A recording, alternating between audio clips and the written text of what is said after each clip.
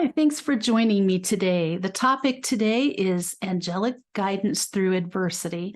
First, a special hello to my listeners in Blackburn with Darwin in the United Kingdom. I love the name of your province. That is so beautiful. I hope to get to visit someday. If I do, I'll let you know. I want to jump into this because I know for myself, I could spend a whole episode or two telling you about how angels have helped me personally through adversity. But people often ask me, well, what do you consider adversity? What kinds of things can angels help with? Any kind of adversity. Sometimes they're going to give you guidance. They're going to talk to you or urge you. They'll give you an internal push to do something, or you'll hear them in your head talking to you. And if it makes you go, you want me to what? It's not your thought. If it's something that kind of surprises you, comes out of the blue, it's not along your current thought process, you have been thinking about that, then it's absolutely coming from your angels. And they're just trying to help you because you're probably stuck.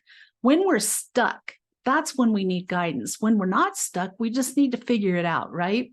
And that's part of growing up, making mistakes, learning lessons the hard way. Sometimes that's how we learn things best, unfortunately. But when we're stuck, when we really, truly do not know which way to turn to fix things, or if we can't even see a way out, I've been there. I'm sure many of you have too. I'm not going to pretend my life has been perfect because that's far from the truth. I've just come a long way. That's all.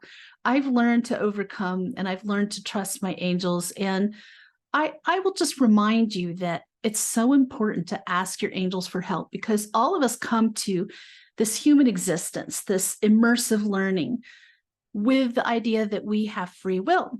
And so we're supposed to make decisions, we're going to make mistakes, we're going to learn. But when we need help and we don't know what to do, it's smart to ask your angels, I need you to intervene on my behalf and give me some guidance on this. How do I get out of this? How do I turn things around? I will give you I'm not going to go into great detail about it.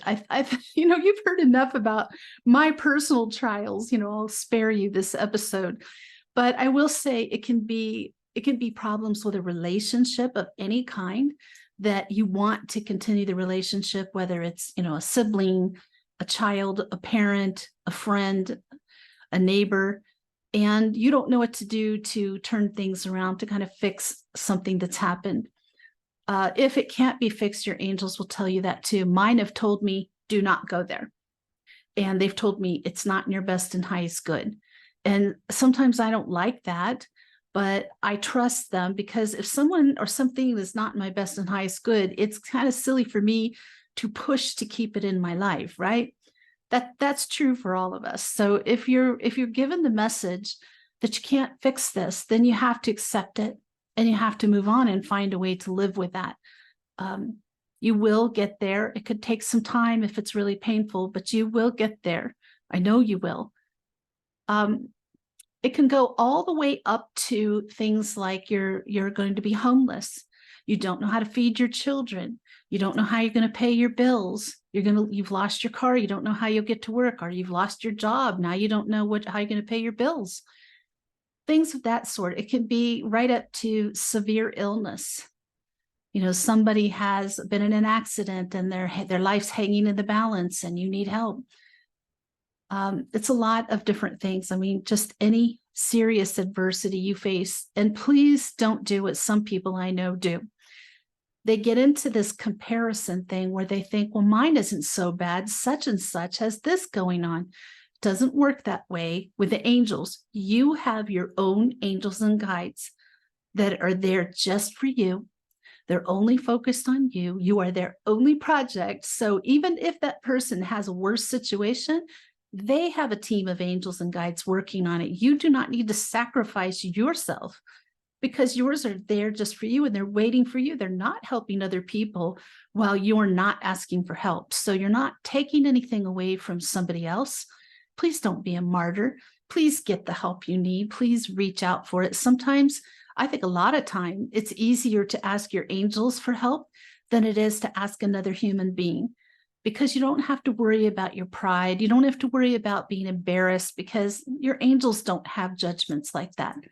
They're never going to come back, well, you should have known, or I told you, or shame on you. They don't do that. So just know when you ask your angels, all they're focused on is helping you with your current dilemma, whatever it may be. So yours is just as important as somebody else's. And it's kind of like when you're sick, the people who deny themselves medical care because such and such is, I have cancer. All I have, is bad knees. Well, you still need to get yourself taken care of. So it's the same concept. There's no prizes for being a martyr, just so you know. They might not have been aware of that. Absolutely no statuettes or any kind of prize money involved in that. So you might as well ask, do angels ever refuse to help? No. However, I have had my angels go quiet on me. And I will share just one thing that I think is very relevant. Back when I was in a horrible relationship and I knew I needed to go, but I felt like if I didn't stay, he wasn't going to make it. It's screwed up, light worker Maloney. But anyway, my angels, I kept asking them, please tell me, should I go? Because I know it's better for me to go. Or should I stay and try to help this person? And 9 months later, they went, you have to go to save yourself. And I cried. I cried and cried, and it was really hard, but I knew in my heart it was true. And I guess I just needed my angels to say it. I needed them to second what my heart already well knew. And so sometimes it's just about confirmation. You know what you need to do, but you need to hear your angels say it too, or you need them to reinforce it in your heart so that you feel so secure about making the decision to walk away or to devote yourself further or to give money or help someone, whatever it may be, or accept help, that you ask for it and you're ready to accept it. Now, whatever they say, you do need to act on that. So mine didn't say anything for months on end. And I was really frustrated, but I thought, I know how it works with angels, that it may take them quite a while to answer, but once they do, it's like kabam. It's so obvious, such a big response. You can't miss it. And that's what I was waiting for. And I got it. There's been times too, like I said, that I asked for help with a situation and my angel said, don't bother. There's no point even trying. I've heard that numerous times because I tend to be too kind. I tend to help people too much, give them too many chances. And so my angels are helping me overcome that because that can be almost as big of a problem as being selfish and not helping people. So they're helping me not waste my time and energy and efforts on somebody that isn't going to change or isn't willing to help themselves, isn't willing to accept help, or can't change. Like I said earlier, maybe you could get that kind of answer because that person or situation or job or hobby or whatever it is isn't something that's supposed to be in your life. It would be pulling you backwards instead of encouraging you forward. The trick is, like I said, once you get that answer from your angels, you have to be prepared to act on it. Because if you don't act on it, number one, they're going to keep telling you, and then they're going to stop giving you as much guidance. They're going to figure, okay, this person's not ready. They really don't want my guidance. If they did, they'd be doing what I suggested, what I told them to do, and they're not. So then they kind of back off, like they want to do free will again. And that's what they're going to presume. And they're not going to waste their time on somebody who's showing them they're not going to take the advice, showing them that they're not prepared to receive and accept and act on angelic guidance.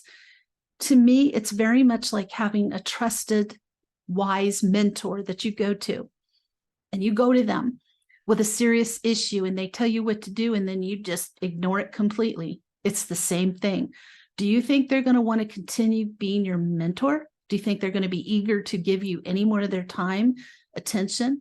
Angels are far nicer than that, but it's not like a retaliation thing. It's just that clearly you're not ready.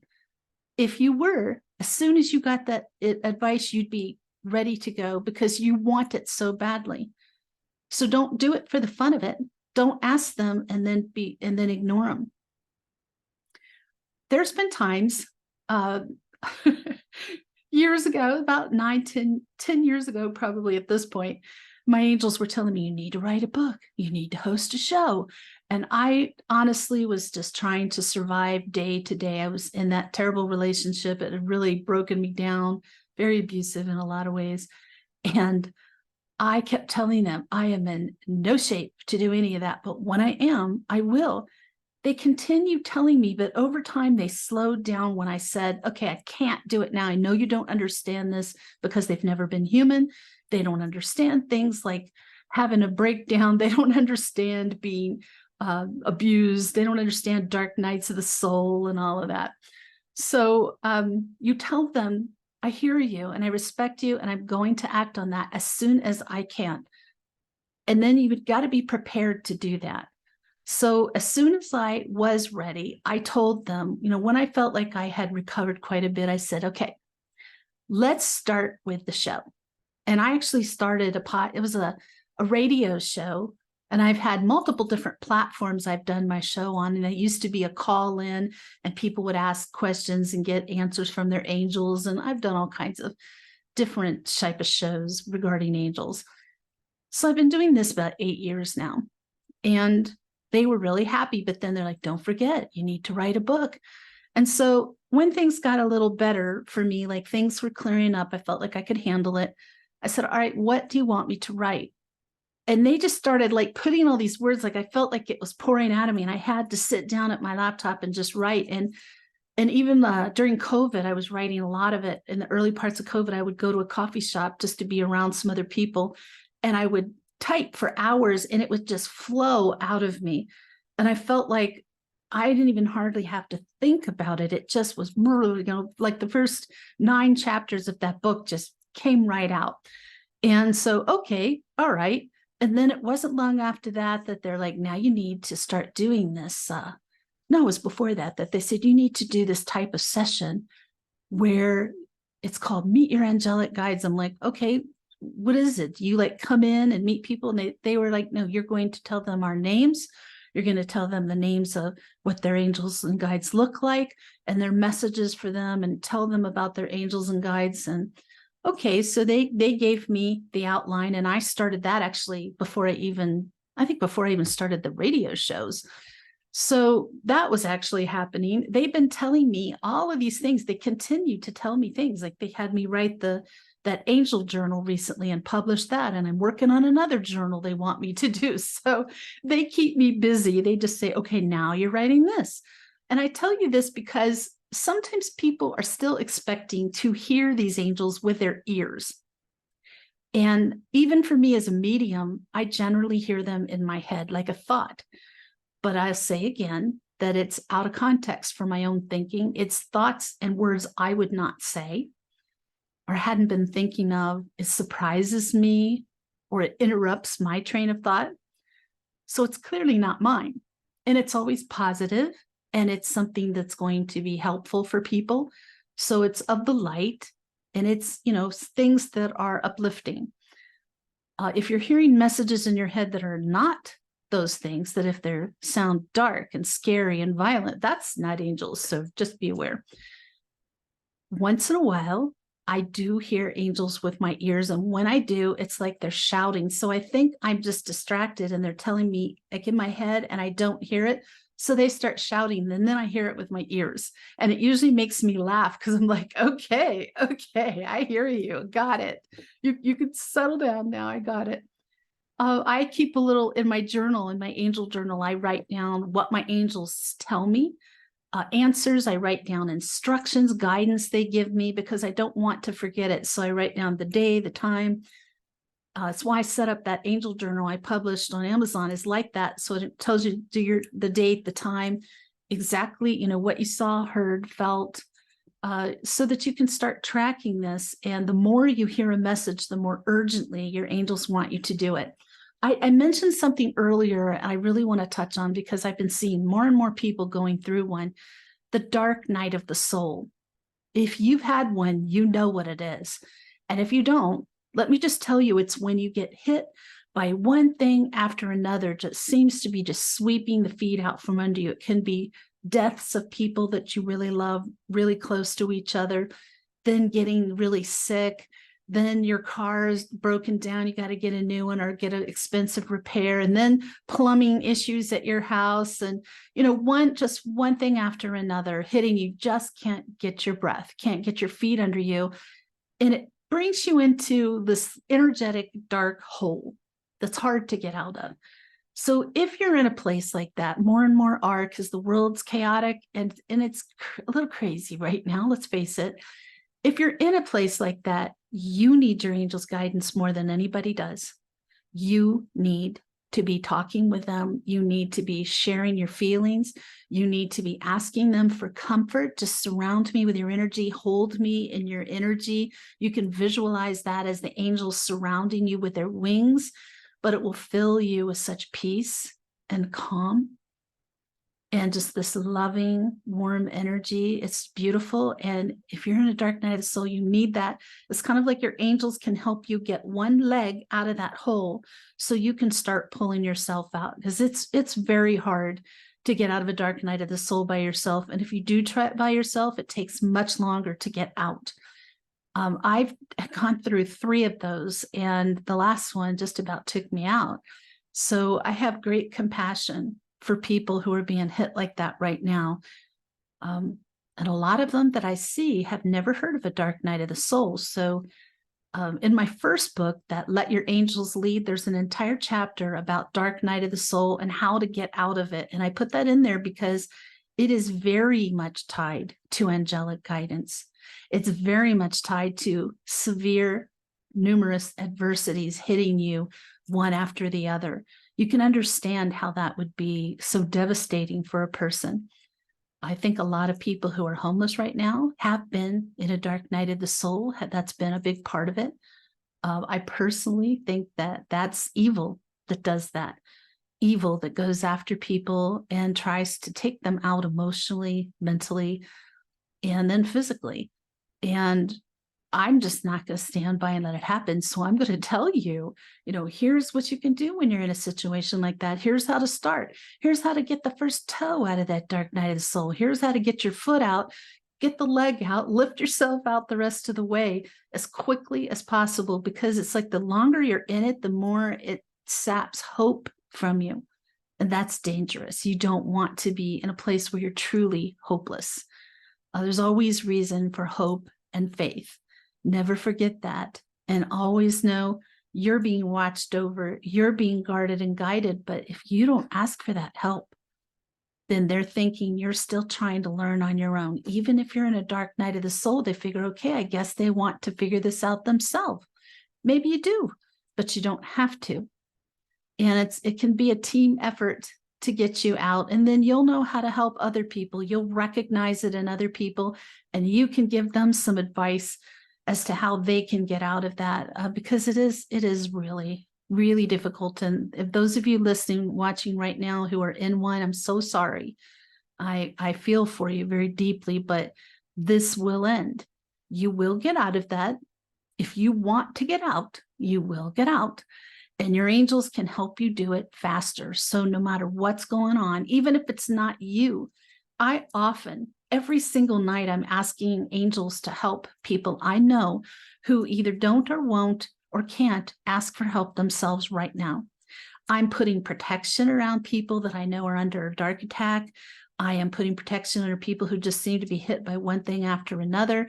I am protecting people who've had attachments, which can lead into a possession. I'm not going to stand by and see somebody I know going through that and just leave them to it. I'm going to work on that. So there is a lot we can do. When people say, what can one person do? It's pretty astounding what one person can do, especially when that one person has a team of angels that they allow to work with them as a team and make some progress and really make a big difference. You can do it.